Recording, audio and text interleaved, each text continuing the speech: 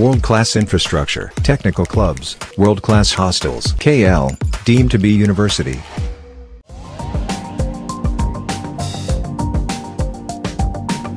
అగ్రనటుడు చిరంజీవి కీర్తి కిరీటంలో మరో కలికితురాయి చేరింది.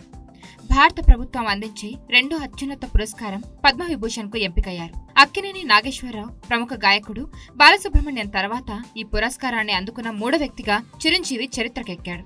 చిరంజీవి కళారంగానికి చేసిన విశేష సేవలకు గాను ఈ అవార్డుని ప్రకటించింది. మెగాస్టార్ గా వెండితెర మీద తన విశ్వరూపం చూపించిన చిరంజీవి 1978లో తన సినీ ప్రస్థానాన్ని ప్రారంభించారు. ఆయన తొలి సినిమా పునాదిరాళ్లు. అయితే రిలీజ్ అయింది మొదటగా ప్రాణం ఖరీదు. ఆ తర్వాత ఆయనకు తొలి బ్రేక్ వచ్చి స్టార్డమ్ తెచ్చింది 1983లో వచ్చిన ఖైదీ. ఆనాటి నుంచి ఆయన వెనక్కి తిరిగి చూసుకోలేదు. మెగాస్టార్ గా ఆయన 3 దశాబ్దాల క్రితమే సూపర్ స్టార్డమ్ సాధించారు. విశేషం ఏంటి అంటే ఆయన ఈ రోజు దాకా ఆ స్టార్ స్టేటస్ ని ఎంజాయ్ చేస్తూ తనకు తిరుగులేదన్నట్టుగా కొనసాగుతున్నారు.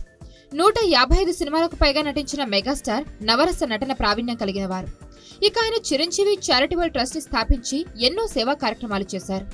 ఆయనకు శత్రువులు లేరు, అజాత శత్రువుగా ఉన్నారు.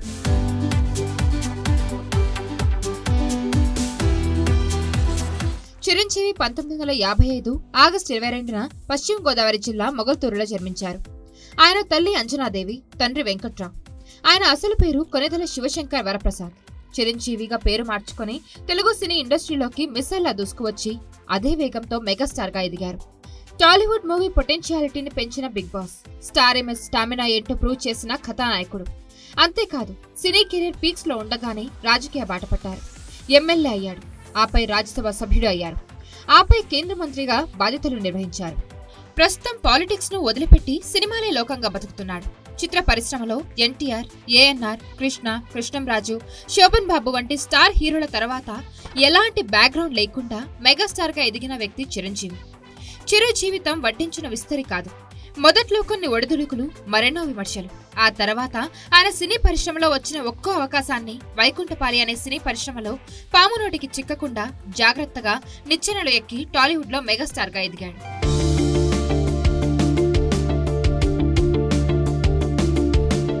ఇంతకు ముందు చిరంజీవికి 2006లో పద్మభూషణ్ అవార్డు దక్కింది. సుదీర్ఘ సినీ ప్రస్థానంలో కమర్షియల్ సినిమాకు కొత్త భాషను చెప్తూ సంచలన విజయాలతో ఎన్నో అవార్డులు సొంతం చేసుకున్నారు. ఎన్టీఆర్ తర్వాత అంతటి మాస్ ఇమేజ్ సాధించుకున్న వ్యక్తి చిరంజీవి. సినిమాల్లో ఆల్రౌండర్ గా ఎదగడమే కాక ఒక ట్రెండ్ సెట్ చేశారాయన. అప్పటి వరకున్న మూసధోరణికి స్వస్తి పలికి సినిమాలకు కమర్షియల్ హంగులద్దారు. 47 సినిమాలు 100 రోజులు ఆడాయంటే ప్రేక్షక హృదయాల్లో ఆయన స్థానం ఎంత గొప్పదో చెప్పరక్కర్లేదు. ప్రస్తుతం దర్శకుడు వశిష్ఠతో కలిసి చేస్తున్న విశ్వంభర చిరంజీవికి 156వ సినిమా.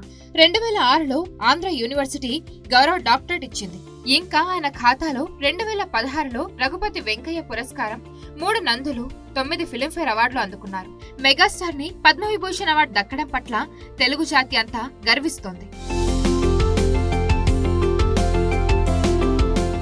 మరిన్ని వీడియోస్ కోసం ఛానల్ ని సబ్స్క్రైబ్ చేయండి. లేటెస్ట్ అప్డేట్స్ కోసం వాట్సాప్ ఛానల్ ని ఫాలో చేయండి. అండ్ లింక్ డిస్క్రిప్షన్ లో ఉంది.